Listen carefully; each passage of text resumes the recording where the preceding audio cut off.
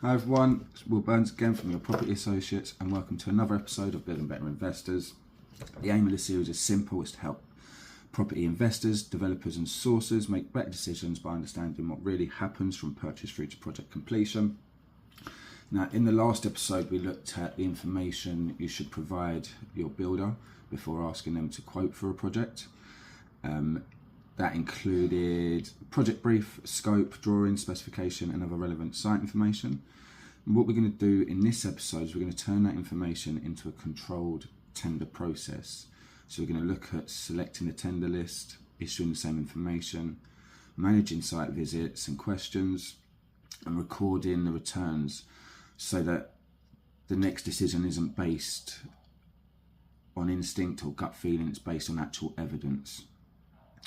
Now, tendering can sound like something reserved for major developments, but the core principle is simple. You need suitable contractors to price the same work using the same information within the same time frame.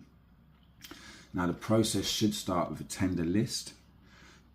You shouldn't just be sending the information over to 10 random builders and hope that they all come back with a price and then you go with the lowest one.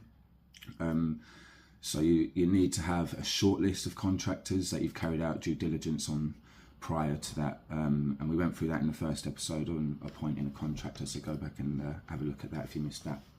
Now, at this stage, you are checking whether the contractor appears suitable enough to spend time pricing the project. You want to consider their experience, the size and type of work that they normally carry out, the location, if they've got the insurances, what their current workload is, and whether they can provide the information that you will require. Otherwise it's a pointless exercise, you know. So, for many small and medium residential refurbishments, 3 suitable tenderers should be able to provide meaningful comparison. So the more tenderers do not automatically create a better result, and also experienced contractors also may decline if they think that there's 10 other businesses that are quoting for the same job. They just won't entertain it. Now, when I worked in Kingston a few years back, our main client was Kingston Council. We had loads and loads of tenders for them, loads of site visits, loads of surveys, and contractors started to realise that they wasn't winning work. Now, one of the contractors realised that they was always too expensive, and then others realised that they never won any work regardless of how many tenders they put in or how competitive they were. And this was usually because the contractors that we'd go with were the same ones all the time. Now, what then happened was giving that contractor the work all the time meant that the standards slipped, the costs started to increase, they started to prioritise other jobs over ours, the quality, the standards, the health and safety all dipped, and the costs went up. So what the tender process does is it allows you to create healthy competition. Now, you don't want to create friction like we did and then essentially lose tenderers, but you do want to have competition so people are constantly on their A game. You don't want to let them start thinking that they're going to win everything, regardless of whatever the cost is or however they produce the job, the final result at the end. So a thorough tender process is incredibly important.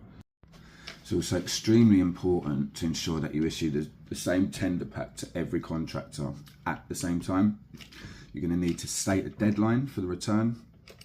You're going to need to explain the arrangements for site visits and also exactly what you expect in the return. So a complete tender return may include completed pricing schedule, the program or duration, any exclusions, any assumptions, provisional sums.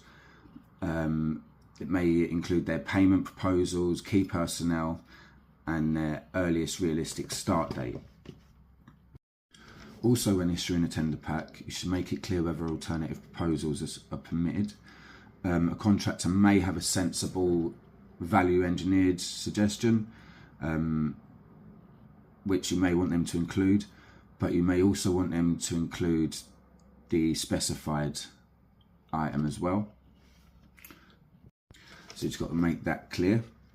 Arrange a site visit wherever practical. The drawings cannot fully explain access, parking, neighbour interface, material storage, waste removal, existing finishes, and the amount of working space available. The site visit is also your first opportunity to observe the contract, how they behave within a project process. Did they arrive on time? How did they review the documents? Did they ask the relevant questions? Did they identify any genuine risks? Or did they immediately promise the fastest program and slowest price without properly understanding the work? Were they late? You know, these sorts of things are things that you can sort of find out within a site visit as well. As we mentioned previously, during the tender period, contractors will raise questions. So you're going to need to create a tender log, a tender query log, which you can record any questions, the data received, the response given, and whether the information needs to be issued to all tenderers. For example, one contractor may ask, who's supplying the kitchen? And then you may answer that we're going to purchase the kitchen, but we're going to need you to take the delivery, unload it, store it on site, protect it once it's installed, and then do the mastic afterwards. Okay, that then would need, that clarification would then need to be passed on to everyone, because it affects how the pricing will be carried out. You should always give contractors enough time to price properly. So for a refurbishment involving structural works, new services, fire service upgrades, or higher spec finish, can't be priced accurately overnight, and a lot of the time not even within a week. We've had tender process that have been 2 weeks to 2 months, depending on the complexity of the work. So ensure that you allow enough time, because a rushed tender process often just produces all provisional sum figures. There ends up being a lot of omissions or a lot of contingency added in to sort of bridge the uncertainty. If there's any design changes during the tender process, you may also want to consider giving an extension on the deadline, because ultimately protecting the quality of the return is more valuable than keeping an arbitrary date that no longer reflects the information or enables them enough time to go out and get a detailed enough quote.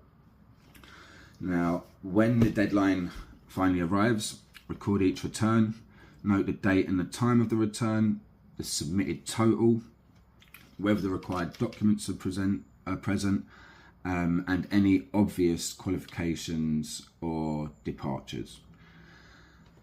Don't appoint the lowest contractor immediately. The tender return is just the beginning of the analysis, not the end of the decision. So bear that in mind. Now, a practical residential tender process can be controlled using 4 simple documents.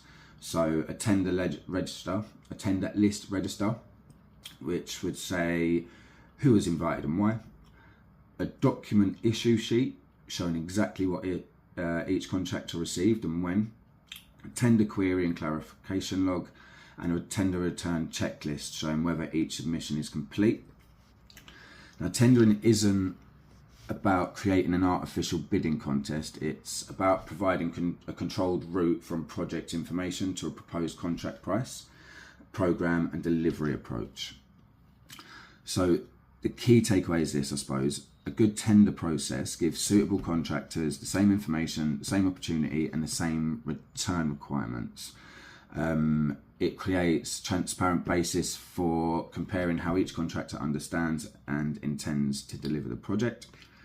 Now, in the next episode, we will look at what we do once these quotes are returned, and we'll explain how to compare them properly, including looking at exclusions, allowances, program, payment terms, and the adjusted like-for-like costs. So make sure you follow along. In the meantime, plan better, build smarter, invest safer.